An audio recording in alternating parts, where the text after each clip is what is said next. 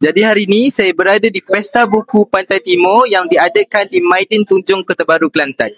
Pesta buku ni tuan-puan akan berlangsung daripada 24 Oktober sehingga 1 November.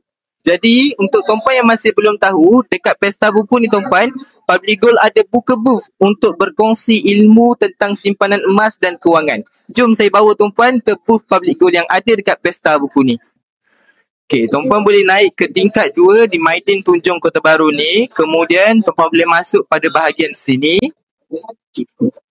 Seterusnya tuan-puan belok ke belah kanan. Akan nampak pada bahagian urus setia.